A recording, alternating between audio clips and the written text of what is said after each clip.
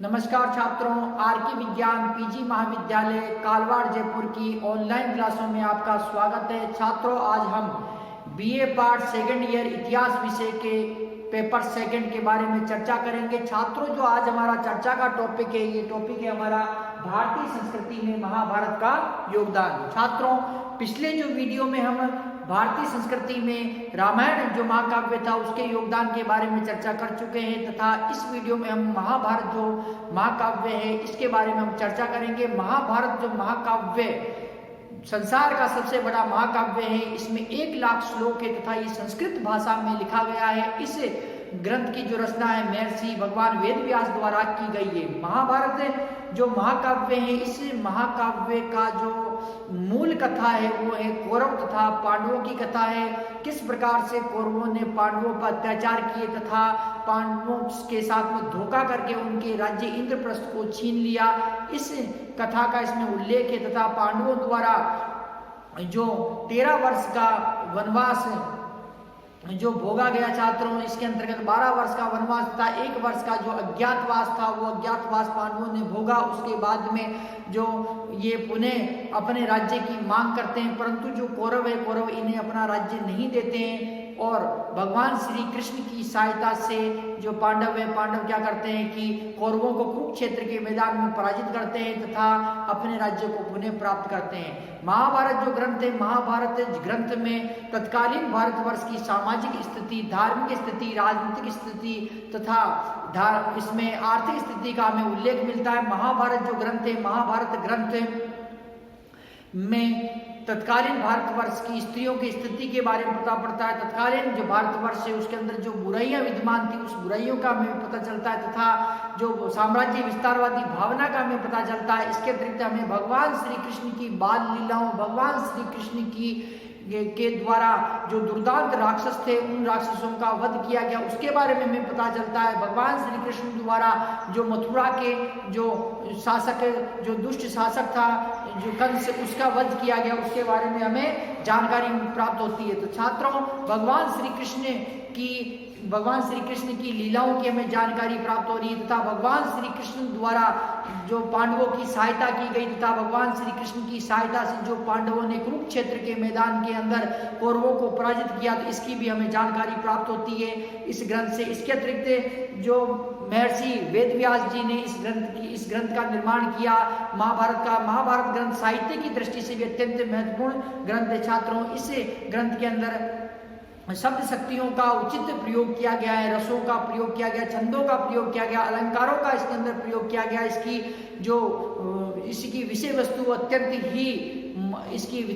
वस्तु अत्यंत ही सटीक है तथा इसकी जो भाषा शैली है अत्यंत ही सटीक भाषा शैली का और संस्कृत भाषा का इसके अंदर प्रयोग किया गया। संस्कृत भाषा के अंदर ये ग्रंथ लिखा गया है। तो छात्रों, आज हम विस्तार पूर्वक जो महाभारत ग्रंथ की हम जो चर्चा करेंगे छात्रों, तो भारतीय संस्कृति में महाभारत जो ग्रंथ है इस ग्रंथ का महत्वपूर्ण स्थान रहा है छात्रों। महाभारत ग्रंथ, महाभारत छात्रों, जो महाभारत ग्रंथ है, महाभारत ग्रंथ की जो रचना किसने की? महर्षि भगवान वेद व्यास द्वारा इसकी रचना की गई है तथा जो महाभारत जो ग्रंथ है, महाभारत ग्रंथ का निर्माण एक चरण में नहीं हुआ, कई चरणों के अंदर इसका निर्माण हुआ, अर्थात मतलब 4 चरणों के अंदर इसका निर्माण हुआ। और इसके बाद में छात्रों, जो महाभारत जो ग्रंथ है इसकी जो समय अवधि अर्थात इसका जो निर्माण हुआ उसके बारे में भी विद्वानों में के अंदर मतभेद स्थित हैं। तो अलग अलग विद्वान अलग अलग बात इसके निर्माण के बारे में बताते हैं। तो हम छात्रों सभी इसका एक एक करके इसका अध्ययन करेंगे। तो छात्रों, सर्वप्रथम महाभारत का रचनाकार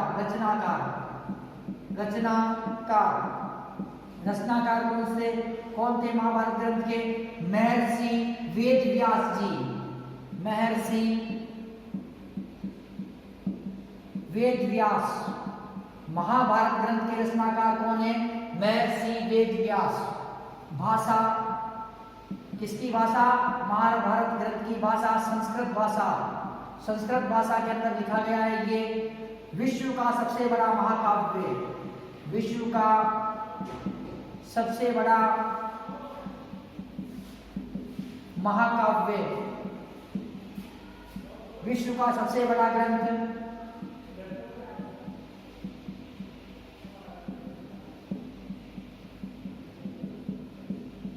विश्व का सबसे बड़ा ग्रंथ महाभारत। विश्व का सबसे बड़ा महाकाव्य महाभारत। विश्व का सबसे बड़ा महाकाव्य महाभारत। छात्रों, निर्माण का समय 400 ईस्वी पूर्व। निर्माण का समय 400 ईस्वी पूर्व। 400 ईस्वी पूर्व जो महाभारत ग्रंथ है, महाभारत ग्रंथ का निर्माण हुआ, परंतु जो मैकडोनाल्ड, परंतु छात्रों इसमें जो मैकडोनाल्ड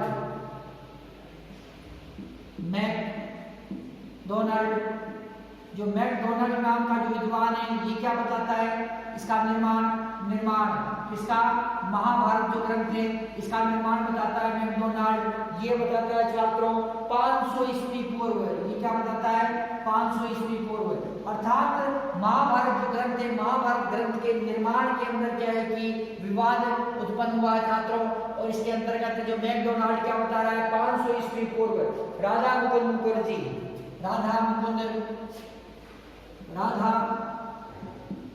मुकुंद मुखर्जी हैं छात्रों। ये जो महाभारत ग्रंथ है, महाभारत ग्रंथ का निर्माण बताते हैं 200 ईस्वी पूर्व। कब बताते हैं, 200 ईस्वी पूर्व। लेकिन छात्रों अधिकतर विद्वान क्या बताते हैं, 400 ईस्वी पूर्व जो महाभारत ग्रंथ का जो निर्माण काल बताते हैं छात्रों। महाभारत का प्रारंभिक उल्लेख, इसका प्रारंभिक उल्लेख किसका है, महाभारत जो ग्रंथ है इसका प्रारंभिक उल्लेख किसमें बताया गया है, आश्वलायन सूत्र के अंदर। किसके अंदर बताया गया है, आश्वलायन ग्रह सूत्र के अंदर।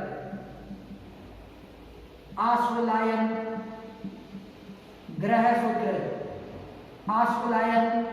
सूत्र के अंदर किसका उल्लेख बताया गया है, ये उल्लेख बताया गया है महाभारत ग्रंथ का। प्रथम बार महाभारत जो ग्रंथ है उसका उल्लेख इसके अंदर मिलता है, आश्वलायन ग्रह सूत्र के अंदर इसका उल्लेख मिलता है।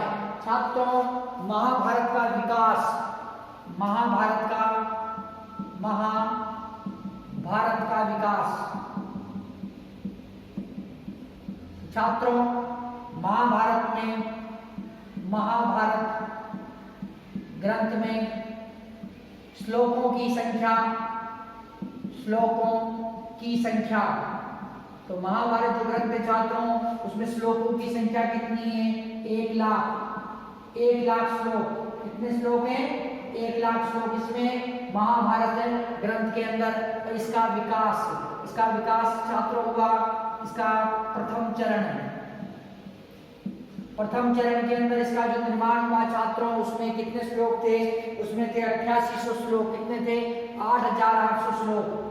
8800 श्लोक। कितने श्लोक थे, 8800 श्लोक। जो मूल वास्तविक के जो महाभारत थी उसके अंदर वेद व्यास जी द्वारा लिखे गए श्लोक कितने थे, 8800 श्लोक थे इसके अंदर छात्रों। और इस समय जो इसका नाम था, महाभारत का नाम क्या था, जय। क्या था छात्रों, जय। छात्रों बाद में इसमें जो सेकंड चरण हुआ, द्वितीय चरण के अंदर श्लोकों की संख्या कितनी हुई, 24,000। कितनी हुई, 24,000 श्लोक। तो उस समय इसका नाम क्या पड़ा छात्रों, भारत। उसमें महाभारत जो ग्रंथ था इसका नाम क्या था, भारत इसका नाम पड़ा। और उसके बाद में छात्रों जो संख्या तृतीय चरण के अंदर क्या हुआ छात्रों कि 24,000 श्लोक। कितने श्लोक थे, 24,000 श्लोक प्लस उपखंड भी इसके अंदर जुड़ गए। तो छात्रों इस समय ये जो महाभारत का क्या नाम पड़ा, महाभारत का नाम था भारतीय इतिहास। क्या था, भारतीय इतिहास। इसका नाम क्या पड़ा, भारतीय इतिहास पड़ा छात्रों। तथा चतुर्थ चरण चतुर्थ चरण के अंदर इसमें कितने श्लोक थे? 1,00,000 श्लोक। और इस समय इसका नाम क्या पड़ा? महाभारत। क्या पड़ा छात्रों? महाभारत। महाभारत छात्रों, जो महाभारत जो ग्रंथ है इसके अंदर 1,00,000 श्लोक होने के कारण इसे सप्त शास्त्री संहिता भी कहते हैं। क्या कहते हैं? सप्त शास्त्री संहिता। क्या कहते हैं छात्रों?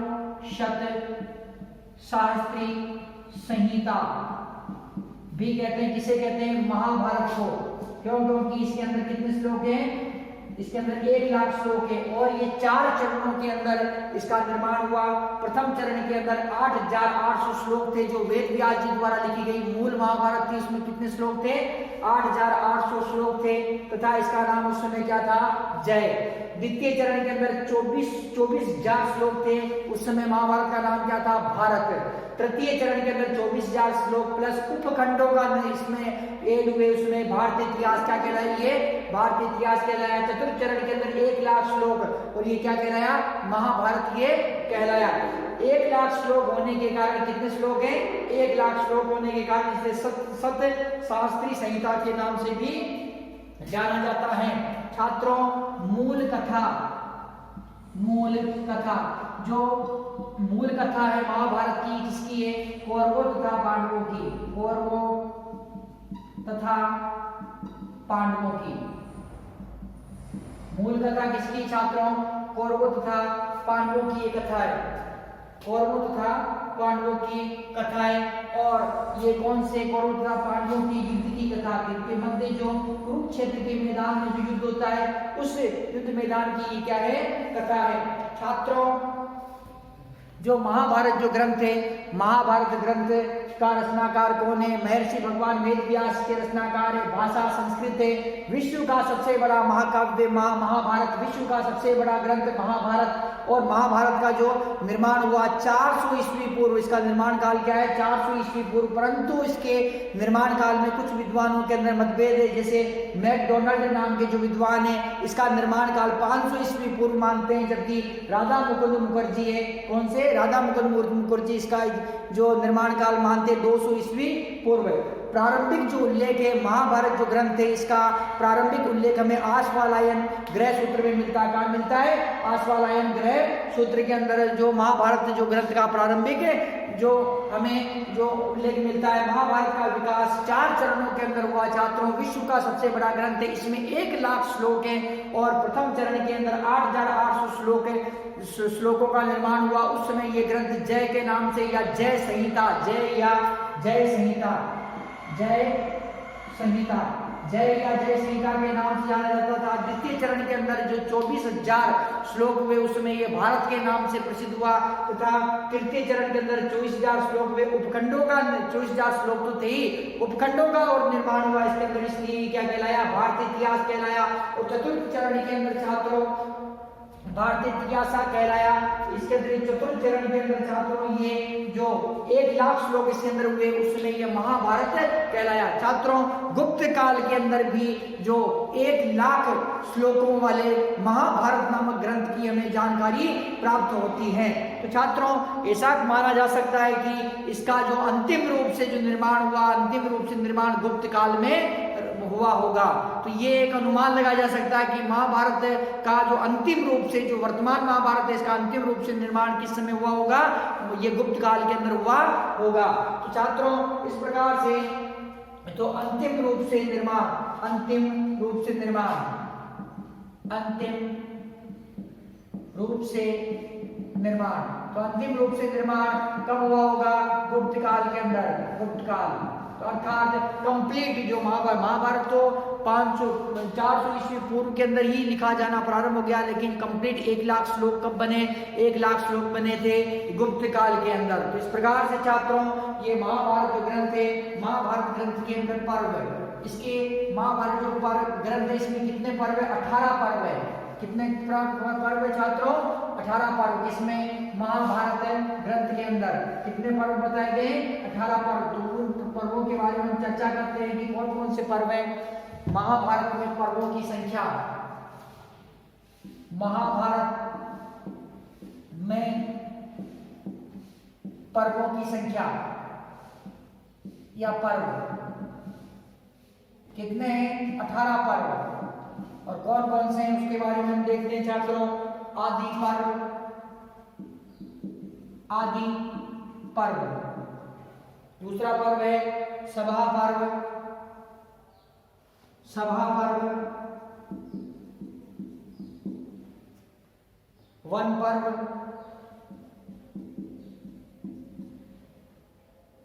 विराट पर्व, उद्योग पर्व, भीष्म पर्व,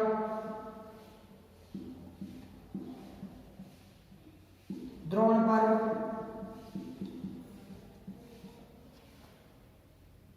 कर्ण पर्व,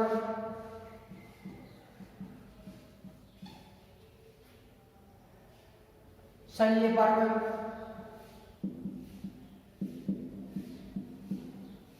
शल्य पर्व, सौप्तिक पर्व,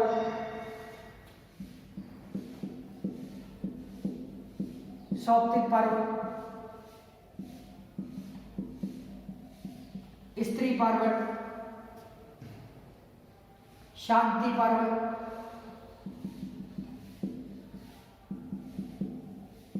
शांति पर्व,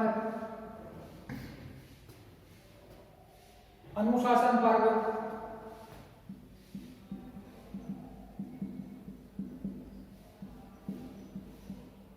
अश्वमेध पर्व, अश्वमेध पर्व, आश्रमवासी पर्व, आश्रमवासी पर्व, मौसल पर्व, मौसल पर्व, महाप्रस्थान पर्व,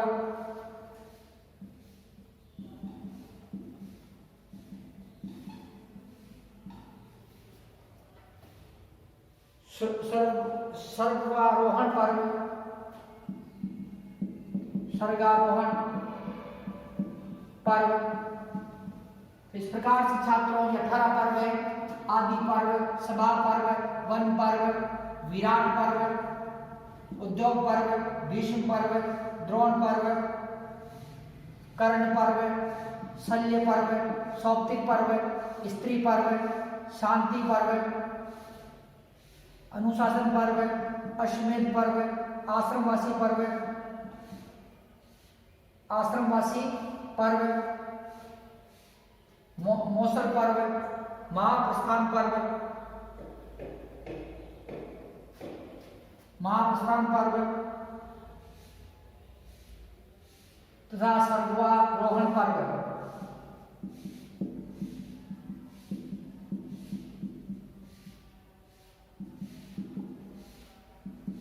तो छात्रों 18 पर्व बताए गए महाभारत ग्रंथ के अंदर। तो 18 पर्व कौन कौन से हैं? आदि पर्व, सभा पर्व, वन पर्व, विराट पर्व, उद्योग पर्व, भीष्म पर्व, द्रोण पर्व, कर्ण पर्व, शल्य पर्व, सौप्तिक पर्व, स्त्री पर्व, शांति पर्व, अनुशासन पर्व, अश्वमेध पर्व, आश्रमवासी पर्व, मौसल पर्व, महाप्रस्थान पर्व तथा सर्वारोहण पर्व। तो इस प्रकार से ये जो 8 पर्व बताए गए, 8 पर्व किसके अंदर बताए गए छात्रों? ये बताए गए महाभारत के अंदर बताए गए छात्रों। जो भीष्म पर्व है, भीष्म पर्व, भीष्म पर्व अत्यंत ही महत्वपूर्ण पर्व है छात्रों। और ये भीष्म पर्व 6ठे नंबर का पर्व है। कौन सा पर्व है? 6ठा पर्व है। इसके अंदर ये जो 6ठा पर्व है, कौन सा पर्व है? 6ठा पर्व, 6ठा पर्व है। तो पर्व कौन सा है छात्रों? 6ठा पर्व। इस 6ठा पर्व है, इस भीष्म पर्व के अंदर भगवान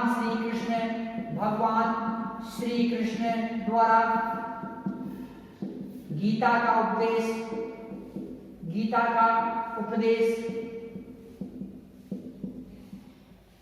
दिया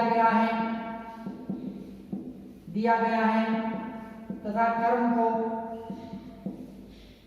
प्रधान बताया गया है।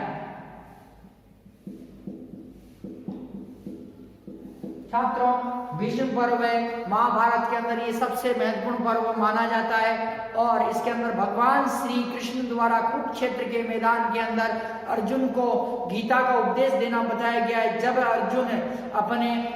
अर्जुन अपने सामने अपने परिवारजन को देखता है, भीष्म पितामह को देखता है, अपने गुरु द्रोणाचार्य को देखता है, अपने कुल गुरु कृपाचार्य को देखता है तथा अपने भाई बंधुओं को देखता है, तब वह कहता है कि मैं इनका वध किस प्रकार से करूंगा और मैं इनका वध क्यों करूं, ये सभी मेरे रिश्तेदार हैं, ये सभी मेरे चहेते हैं। तो ऐसे समय के अंदर जब भगवान श्री कृष्ण कुरुक्षेत्र के मैदान के अंदर अर्जुन को गीता उपदेश देते हैं, ये किसके अंदर दिया गया है? भीष्म पर्व के अंदर। ये भीष्म पर्व महाभारत का छठा पर्व है। छठे पर्व के अंदर भगवान श्री कृष्ण द्वारा जो अर्जुन को गीता उपदेश दिया गया है और इस पर्व के अंदर गीता उपदेश के अंदर कर्म को सर्वोपरि बताया गया है और जो कर्म की प्रधानता किस पर्व के अंदर बताई गई है? गीता उपदेश के अंदर बताई गई है। छात्रों शांति पर्व, शांति जो पर्व है शांति पर्व महाभारत का सबसे बड़ा पर्व है। महाभारत का सबसे बड़ा पर्व तो शांति पर्व महाभारत का सबसे बड़ा पर्व कहलाता है। तो इस प्रकार से छात्रों जो महाभारत जो ग्रंथ है, महाभारत ग्रंथ का जो शांति पर्व सबसे बड़ा पर्व कहलाता है और शांति पर्व महाभारत के अंतर्गत छात्रों ये जो पर्व है ये 12वें नंबर का पर्व है। कौन सा पर्व है? 12वां पर्व कौन सा है? शांति पर्व है, वो सबसे बड़ा पर्व है। छठा पर्व भीष्म पर्व है। इसके अंदर भगवान श्री कृष्ण द्वारा जो गीता का जो उपदेश दिया गया है उसके बारे में बताया गया है। छात्रों महाभारत ग्रंथ के जो रचयिता है वेद व्यास, इनको कृष्ण तथा देवपायन के नाम से भी जाना जाता है। वेद व्यास जी को किस नाम से जाना जाता है? कृष्ण तथा देवपायन के नाम से भी जाना जाता है। तो वेद व्यास जी के नाम में छात्रों वेद व्यास जी ने महाभारत नामक ग्रंथ लिखा और वेद व्यास जी को कृष्ण तथा देवपायन के नाम से भी जाना जाता है। महाभारत संसार का सबसे बड़ा ग्रंथ है और इसमें 1 लाख श्लोक है। छात्रों अब हम जो देखते हैं महाभारत की कथा वस्तु अर्थात महाभारत जो ग्रंथ है ये किस कथा का वर्णन करता है? तो महाभारत की कथा वस्तु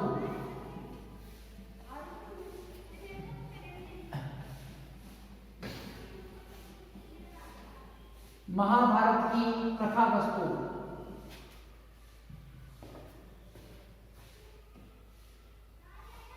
महाभारत की कथा वस्तु महाभारत की कथा वस्तु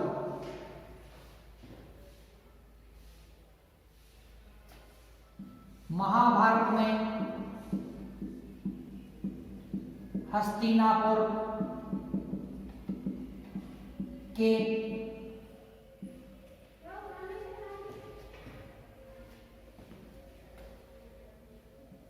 धृतराष्ट्र के पुत्र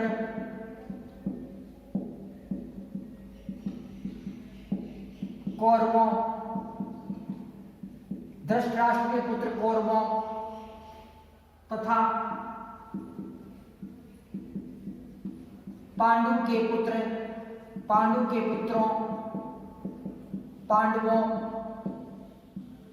के मध्य हुए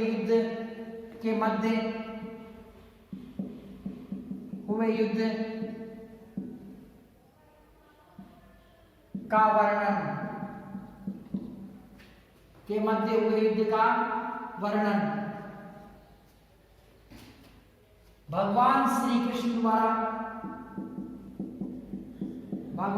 कृष्ण द्वारा मथुरा के शासक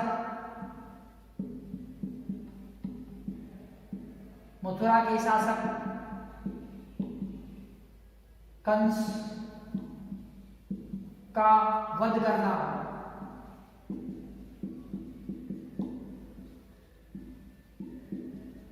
भगवान श्री कृष्ण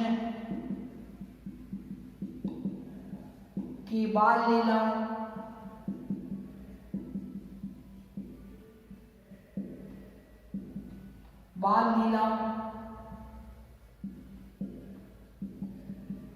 का वर्णन।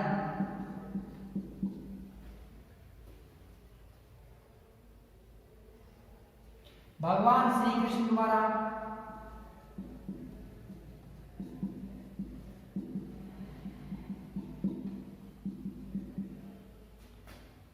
राक्षसों का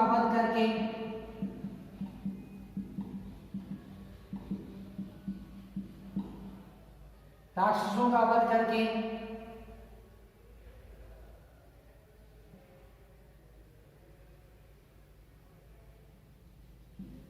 इस पृथ्वी को राक्षसों के आतंक से बचाना,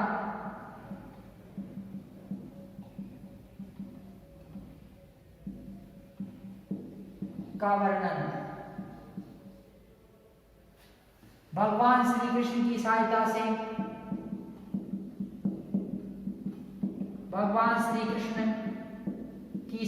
से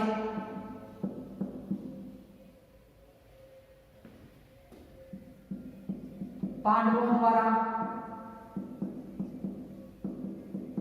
कौरवों को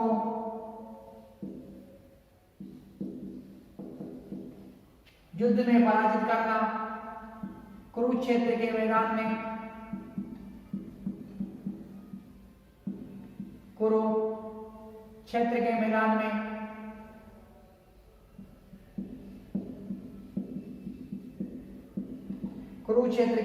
में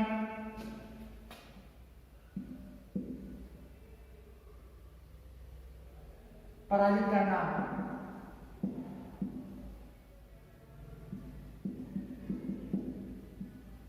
पांडवों द्वारा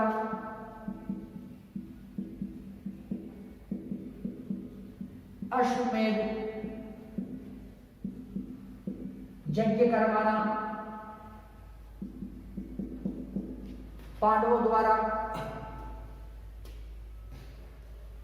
यज्ञ करवाना, अर्जुन के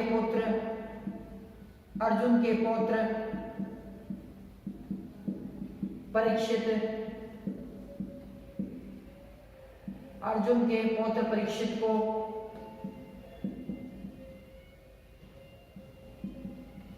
हस्तिनापुर का राज्य देकर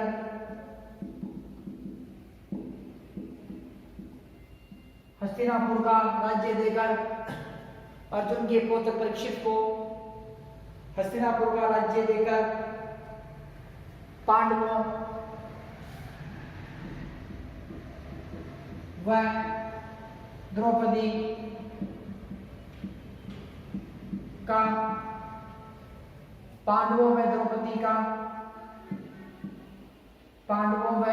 द्रौपदी का तपस्या के लिए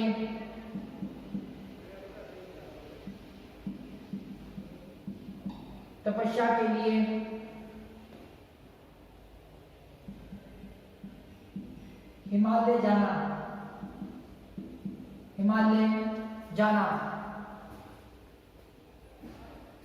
छात्रों, जो महाभारत है, महाभारत की कथा वस्तु के अंतर्गत ये कि महाभारत जो ग्रंथ है, इसमें महाभारत में हस्तिनापुर के हस्तिनापुर का जो राजा है धृतराष्ट्र के पुत्र कौरव तथा पांडवों के मध्य युद्ध का वर्णन किया गया है। भगवान श्री कृष्ण द्वारा मथुरा के शासक कंस का वध करना, भगवान श्री कृष्ण की बाल लीलाओं का वर्णन इसमें किया गया है। भगवान श्री कृष्ण द्वारा राक्षसों का वध करके इस पृथ्वी को राक्षसों के आतंक से बचाने का इसमें वर्णन किया गया है। भगवान श्री कृष्ण की सहायता से पांडवों द्वारा कौरवों को कुरुक्षेत्र के मैदान में पराजित करना इसके अंदर बताया गया है। पांडवों द्वारा अश्वमेध यज्ञ करवाना इसे महाकाव्य में बताया गया है। अर्जुन के पौत्र परीक्षित को हस्तिनापुर का राज्य देकर पांडवों व द्रौपदी का तपस्या के लिए हिमालय में जाना, ये इसके अंदर बताया गया है। छात्रों, जो ये कथा है, महाभारत की कथा है, महर्षि भगवान वेदव्यास द्वारा इसका निर्माण किया गया है, इसकी जो रचना की गई है, ये जो ग्रंथ है, इस ग्रंथ की भाषा संस्कृत तथा इसके अंदर 1 लाख श्लोकों का उल्लेख हमें मिलता है। छात्रों, वैसे महाभारत की जो कथा है आप सभी लोग जानते हैं, फिर भी मैं थोड़ी आपको जो संक्षिप्त में कथा बता देता हूँ इसकी, कि हस्तिनापुर जो नगर थे, हस्तिनापुर के अंदर जो राजा हस्तिनापुर के अंदर जो राजा दुष्यंत जो राजा शांतनु थे, हस्तिनापुर के राजा कौन थे? राजा शांतनु। राजा शांतनु ने 2 विवाह किए। पहला विवाह किया कि जो गंगा से विवाह किया था, गंगा माता से उन्होंने विवाह किया और गंगा से उन्हें भीष्म पितामह नाम का एक पुत्र उत्पन्न हुआ जो देवव्रत के नाम से भी जाना जाता है, अर्थात गंगा से उन्हें एक देवव्रत नाम का एक पुत्र उत्पन्न हुआ। उसके बाद में छात्रों जो गंगा से विवाह करने के बाद में उनका दूसरा विवाह सत्यवती नाम की कन्या के साथ में उनका विवाह होता है, उनसे भी 2 पुत्र उत्पन्न होते हैं। जब सत्यवती से उनका विवाह होता है उस समय जो सत्यवती का पिता है वो राजा जो शांतनु है, राजा शांतनु से जो ये कहता है कि राजा जो शांतनु से ये कहता है कि मैं जो अपनी पुत्री का विवाह आपसे तभी करूंगा तब आप जो इससे जो उत्पन्न जो पुत्र होगा वही शासक बनेगा। छात्रों, इस समय के अंदर जो देवव्रत को वो अपना उत्तराधिकारी घोषित कर चुके हैं। इसी समय के अंदर जो देवव्रत होते हैं, देवव्रत सत्यवती के पिता के पास में जाते हैं और कहते हैं कि आप विवाह करवाइए मेरे पिताजी से आपकी पुत्री का, और मैं आजीवन ब्रह्मचारी रहूंगा तथा मैं आजीवन ब्रह्मचारी रहूंगा तथा आपके जो सत्यवती से जो माता सत्यवती से जो भी पुत्र उत्पन्न होंगे उनकी सेवा करूंगा तथा मैं इस प्रकार की भीष्म प्रतिज्ञा लेता हूं। इसीलिए जो ये भीष्म पिता के नाम से ये प्रसिद्ध हुए। छात्रों, भीष्म पितामह ने भीष्म प्रतिज्ञा की, देवव्रत ने जो भीष्म प्रतिज्ञा की उसके कारण ये क्या कहलाए?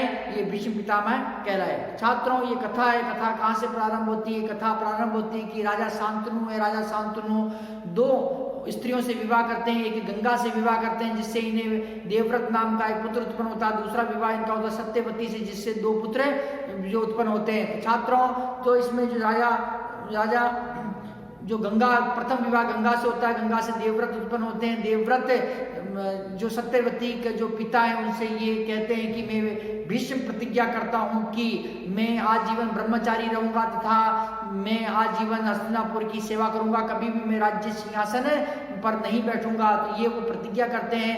तब सत्यवती का विवाह जो शांतनु से होता है तथा सत्यवती से 2 पुत्र उत्पन्न होते हैं। छात्रों, कालांतर के अंदर जो छात्रों जो ये 2 पुत्र उत्पन्न होते हैं सत्यवती से, इनकी क्या होती है? इनकी मृत्यु जाती है तथा जो मृत्यु जाती है तथा जो 2 पुत्र थे उनकी जो पत्नियां होती है उनकी पत्नियों के कोई भी संतान नहीं होती। ऐसे समय के अंदर जो महर्षि वेदव्यास है,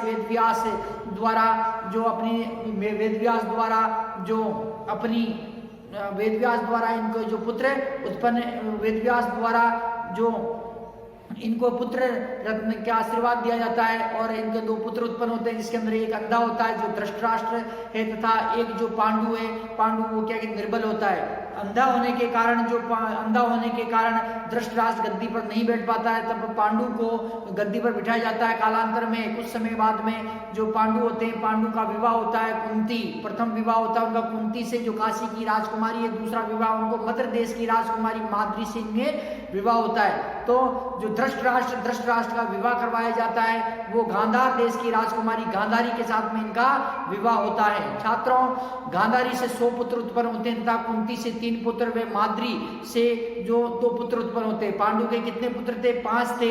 3 पुत्र तो उनकी बड़ी पत्नी कुंती से होते हैं, इसमें युधिष्ठिर, भीम तथा अर्जुन तथा उनकी छोटी पत्नी थी माद्री, उनसे 2 पुत्र उत्पन्न होते हैं, नकुल तथा सहदेव। इसी प्रकार जो धृतराष्ट्र का एक ही बार विवाह होता है गांधार देश की राजकुमारी गांधारी के साथ में उनका विवाह होता है। उनके 100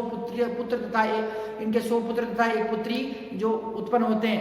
तो इस प्रकार से छात्रों, जब पांडु अस्वस्थ रहने लगता था, पांडु की जो मृत्यु जाती है उसके बाद में अब हस्तिनापुर के सिंहासन पर धृतराष्ट्र को बिठाया जाता है और अब धृतराष्ट्र के पुत्र तथा पांडु के पुत्र ये दोनों ही विद्याध्ययन करने के लिए गुरु द्रोणाचार्य के आश्रम में ये जाते हैं तथा विद्याध्ययन करते हैं। परंतु जो धृतराष्ट्र का पुत्र था दुर्योधन, ये छल कपटी था तथा कपट प्रवृत्ति का था, दुष्ट प्रवृत्ति का व्यक्ति था। इसने क्या किया कि जो हस्तिनापुर का राज्य हथिया लिया।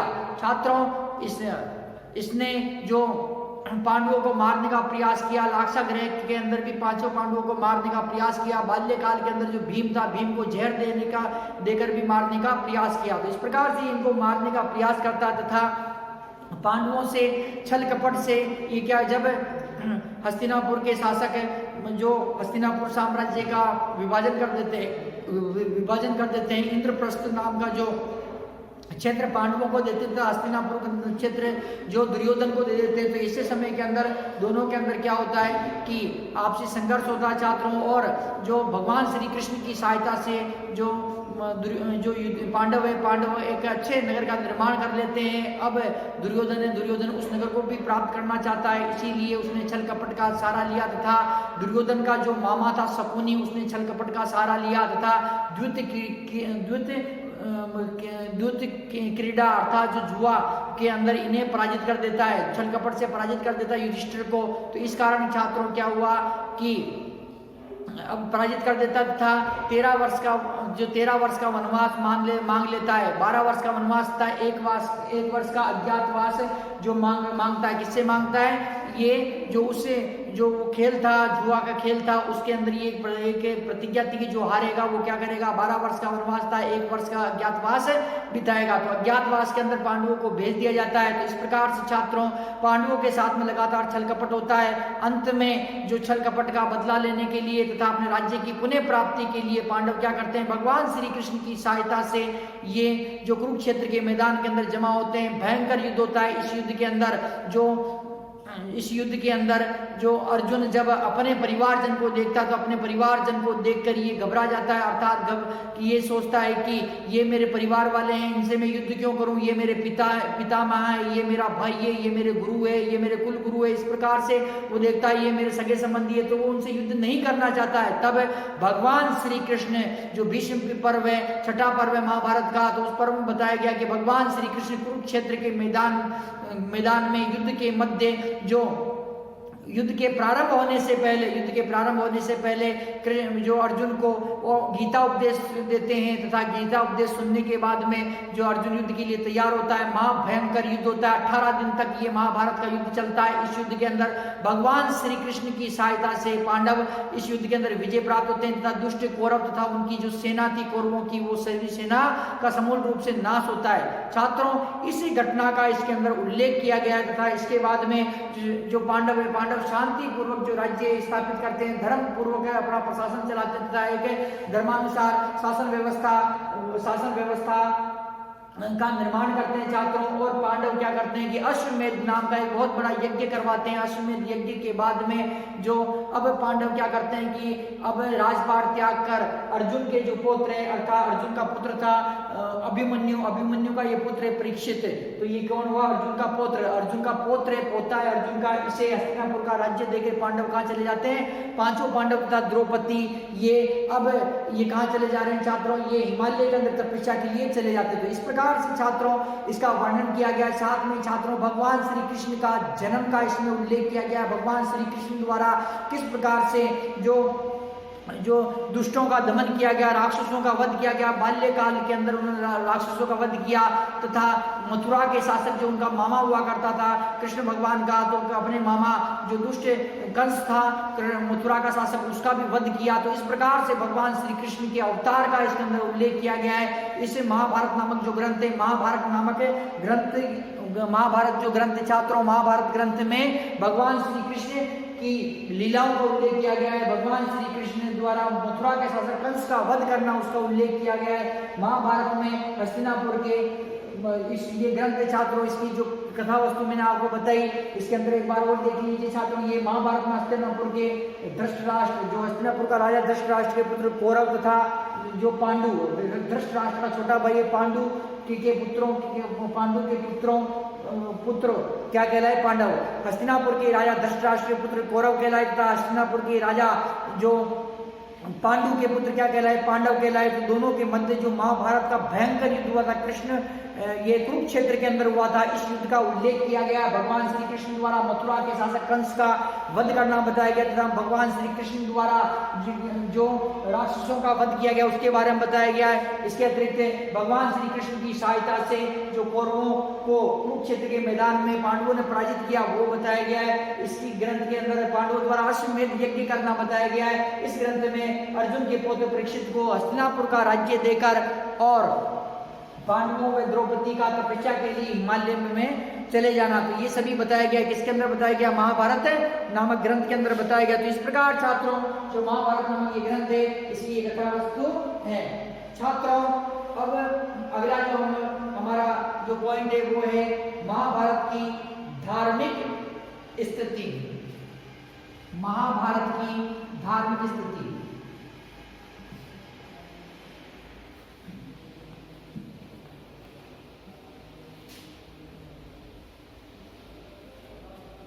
महाभारत की धार्मिक स्थिति।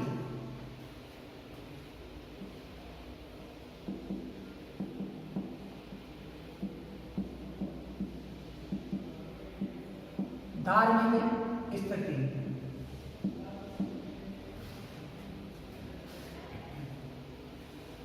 छात्रों महाभारत काल में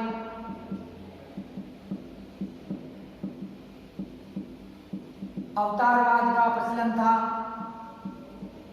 अवतारवाद का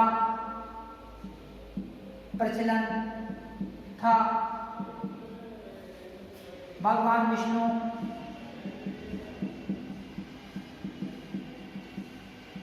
के विभिन्न अवतारों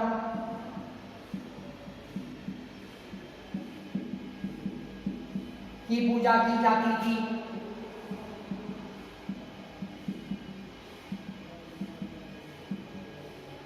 पूजा की जाती थी। भगवान कृष्ण श्री कृष्ण व भगवान श्री राम भगवान श्री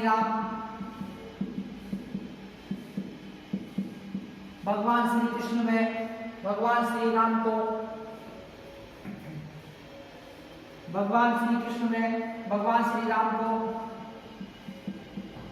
विष्णु का अवतार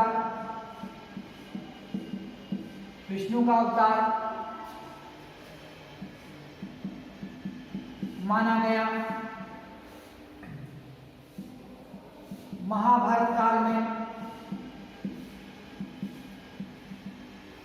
अश्वमेध यज्ञ,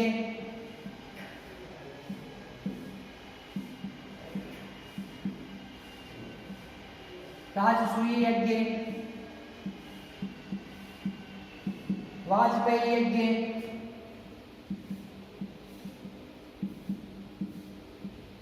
जैसे बड़े यज्ञ किए जाते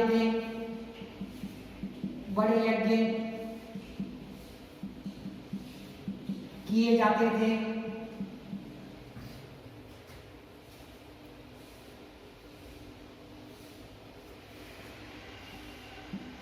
प्रकृति पूजा,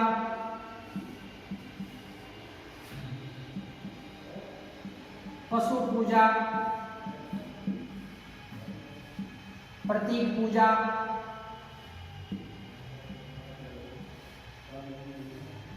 पूजा, जल पूजा,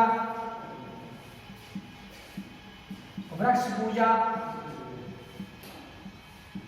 जल पूजा, वृक्ष पूजा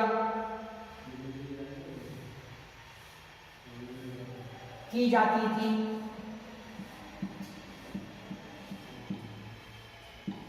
थी। महाभारत काल में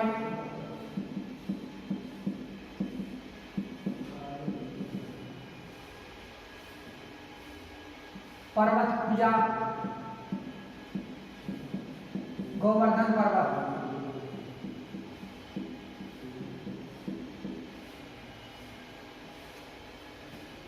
नाग पूजा, लिंग पूजा, मूर्ति पूजा, की जाती थी। इंद्र, अग्नि, वरुण, विष्णु, शिव, ब्रह्मा, गणेश, कार्तिकेय,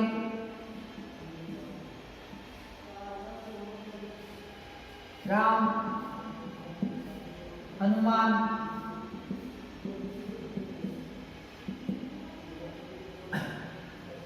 श्री राम, हनुमान, लक्ष्मी,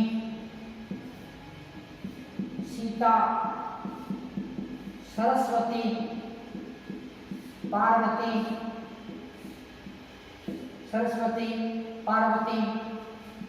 दुर्गा, कालिका, चंडी, भवानी,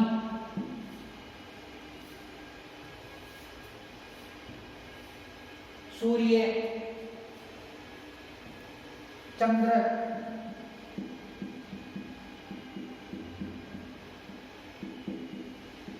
की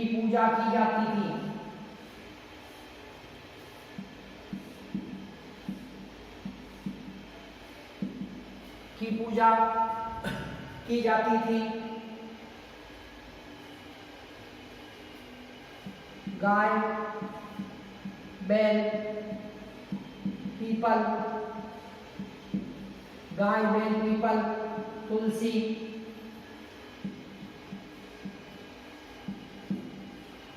गाय, बैल, पीपल, तुलसी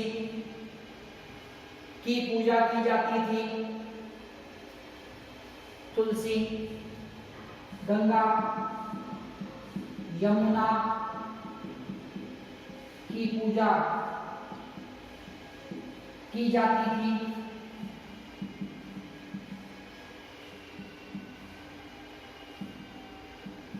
यज्ञों में बलि दी जाती थी। यज्ञों में बलि दी जाती थी।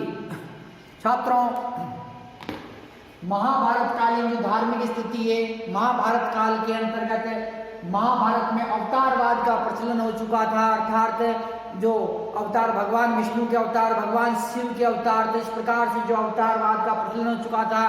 महाभारत के अंदर भगवान शिव को सर्वश्रेष्ठ जो देवता बताया गया है, और महाभारत के अंदर जो युद्ध के देवता के रूप में थे, कौन थे? महादेव भगवान शिव को इसमें बताया गया है।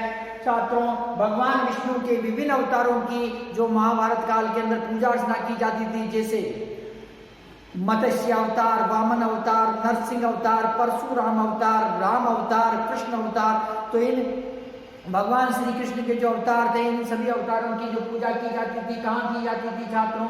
ये महाभारत काल के अंदर पूजा की जाती थी। महाभारत काल में अश्वमेध यज्ञ, राजसूय यज्ञ, वाजपेयी यज्ञ जैसे बड़े बड़े यज्ञ किए जाते थे, तथा यज्ञों के माध्यम से जो यज्ञों में जो आहुतियां दी जाती थी, उन आहुतियों को उन यज्ञों में देवताओं के नाम से जो आहुतियां दी जाती थी छात्रों। तो महाभारत काल में अश्वमेध यज्ञ, राजसूय यज्ञ, वाजपेयी यज्ञ जैसे बड़े बड़े यज्ञ किए जाते थे। धार्मिक अनुष्ठान, हवन, कर्म कांड इसमें किए जाते थे छात्रों। इसके अतिरिक्त जो प्रकृति की पूजा की जाती थी, पशु की पूजा की जाती थी, प्रतीक की पूजा की जाती थी, जल पूजा की जाती थी, वृक्ष पूजा की जाती थी छात्रों। महाभारत काल में पर्वत पूजा, गोवर्धन पर्वत था, गोवर्धन पर्वत की पूजा की जाती थी। भगवान श्री कृष्ण ने गोवर्धन पर्वत की पूजा करने के लिए कहा छात्रों। तो जब से ही छात्रों की गोवर्धन पर्वत की पूजा की जाने लगी। इसके अतिरिक्त नाग पूजा की जाती थी, लिंग की अर्थात शंकर भगवान का जो शिवलिंग है उस शिवलिंग की पूजा की जाती थी, मूर्ति पूजा की जाती थी। मूर्ति पूजा का प्रचलन हो चुका था। तो मूर्ति पूजा किसमें की जाती थी? महाभारत काल के अंदर मूर्ति पूजा की जाती थी। महाभारत काल में इंद्र, अग्नि, वरुण, विष्णु, शिव, ब्रह्मा, गणेश, कार्तिकेय, भगवान इंद्र की पूजा, अग्नि की पूजा, भगवान वरुण की पूजा, भगवान अग्नि की पूजा की जाती थी छात्रों। किसकी पूजा की जाती थी? अग्नि, इंद्र भगवान की पूजा की जाती थी। अग्नि की पूजा, वरुण की पूजा, विष्णु की पूजा, शिव की पूजा, ब्रह्मा की पूजा, गणेश की पूजा तथा कार्तिकेय भगवान की पूजा, श्री राम भगवान की पूजा, हनुमान जी की पूजा, माता लक्ष्मी, सीता, माता सरस्वती, माता सीता, माता पार्वती, माता दुर्गा, माता काली, माता चंडी और माता भवानी की पूजा की जाती थी। सूर्य चंद्र की पूजा की जाती थी। किसकी पूजा की जाती थी? अग्नि की पूजा। इंद्र, अग्नि, वरुण, विष्णु, शिव, ब्रह्मा, गणेश, कार्तिकेय, श्री राम, हनुमान जी, लक्ष्मी, सीता, सरस्वती, पार्वती, दुर्गा, कालिका, चंडी, भवानी, सूर्य चंद्र की पूजा की जाती थी। इसके साथ ही गाय बैल की पूजा की जाती थी, पीपल की पूजा की जाती थी, तुलसी की पूजा की जाती थी, गंगा व यमुना की पूजा की जाती थी, यज्ञों के अंदर बलि दी जाती थी। छात्रों, अगला जो हमारा पॉइंट है, महाभारत कालीन आर्थिक स्थिति।